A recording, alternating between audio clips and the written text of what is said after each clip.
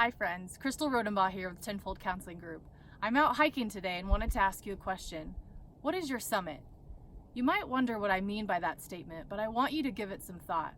The dictionary defines a summit as the highest point of a hill or mountain, or to take it a bit further, the highest point of attainment or aspiration. So with that definition in mind, I want to ask you again, what is your summit? I'm going to throw out some examples that I've heard people talk about in my counseling practice to see if any of you can relate. You might feel stuck in your current job and long for a position or career that would give you more purpose and meaning. You might feel stuck in a relationship that has turned toxic, but you don't quite know how to walk away. I've heard quite a few people talk about how they feel like they hold themselves back due to their own negative thoughts, doubts about what they have to offer, or fears of never quite being enough. Some of you might feel that overcoming anxiety is your summit and that is a battle never truly won. I've talked to a lot of people who've had to overcome some large obstacles and challenges in their life and how momentous that summit felt because it appeared that healing would never come. Some of you may have a great business idea but don't know what to do next. Whatever your summit is, I want you to stop and think about it for a minute. I know that I have a summit in mind for myself. Mine is a desire for something in my life that, if I'm being completely honest, on really hard days feels almost impossible. I can imagine it, but then I look at my reality and those two things feel worlds apart. When I'm really intentional and try really hard, I find that I do take several steps towards that end, but then find myself days later feeling like I lost that gain and then some. It's exhausting and sometimes completely overwhelming.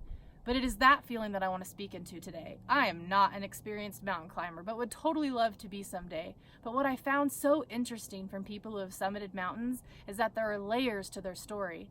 Some of them start off with how amazing it felt and how accomplished they felt when they finally arrived at the peak. Then they go on to describe how grueling the journey was for them. They talk about how hard it was to breathe, how long they had to train, how their mind wanted them to give up, how sore their body was. And then others share their challenges first, and then end with the glorious arrival at the top and how affirming it was to them to push past all of that hard stuff. The view was worth it, the sense of accomplishment was worth it, the pride in themselves was worth it. I say all of that to say is that everyone who I've talked to about this always feel the work is worth it. I never once heard from anyone that they regretted their decision to keep going up the mountain. So, comparing that to the summits that we have that might look a bit different than a mountaintop, I want to encourage you to begin telling yourself that the risks, the steps forward, the work to create change or momentum might actually be worth it. Going back to the summit I was telling you about in my own life, even on the days that I feel incredibly discouraged, I believe deeper down in those temporary feelings of discouragement or frustration that I don't truly have any other choice. My desire for that great thing outweighs the potential sufferings. Even though that's my core belief, I won't deny that it's still very hard. So the question I have for you is, do you share that same belief? Do you believe that your desire will outweigh the choices you need to make to get there?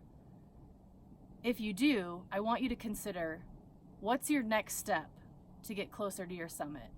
Whether it be large or small, whatever that step is. Do you need to begin looking for a new job? What about going back to school to further your education?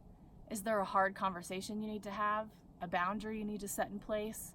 Is there a risk you need to take to potentially go to that next level? Do you need to schedule your first counseling session? Can you invite someone to help hold you accountable? Whatever that desire is for you, I want to encourage you to go for it. Even though it's hard, even though it may not be fun and may require a bit of sacrifice, even when others may not ever fully understand, because deep down, you might be starting to believe that your desire for that really good thing, that summit, has finally begun to outweigh the potential hardships, the hard choices, the push to get to the final end. So, if you feel like sharing, I'd love to hear from you. Be courageous, my friends, and I hope to see you out here pursuing your own summits. Thanks for joining us here at Your Story Unfolded, and until next time.